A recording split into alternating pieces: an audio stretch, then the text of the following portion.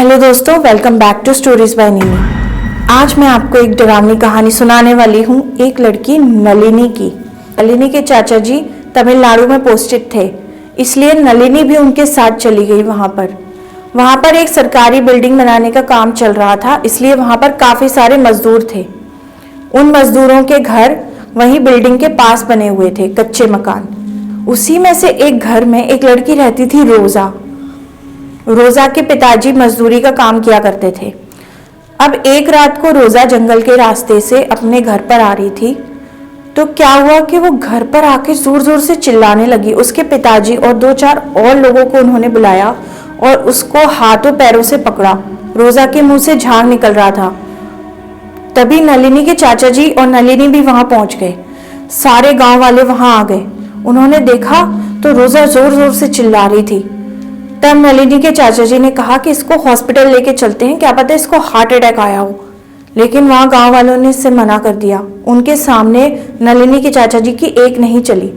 फिर गांव वालों ने वहां एक ओझा को बुलाया। उस ओझा ने आते ही रोजा को 1-2 थप्पड़ मारे। नलिनी के चाचा जी और ज्यादा गुस्सा हो गए, लेकिन गांव वालों के सामने उसके चाचा जी कुछ नहीं बोल पाए। ओझा ने रोजा से पूछा कि बता तू कौन से पेड़ से आई है। तब रोजा चुपचाप खड़ी हुई, चलते चलते जंगल की तरफ गई और एक बरगद के पेड़ के नीचे जाके बेहोश हो गई। सभी गांव वाले हैरान रह गए। फिर ओझा ने कुछ मंत्रों का जाप किया।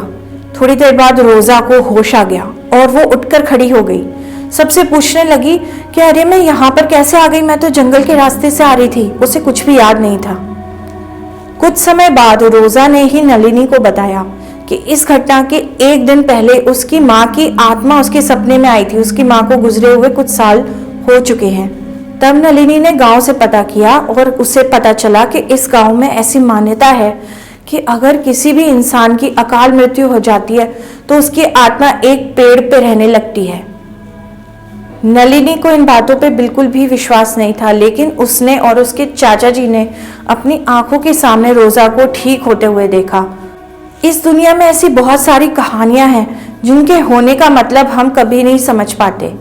तो ये थी आज की horror story. Thank you for listening.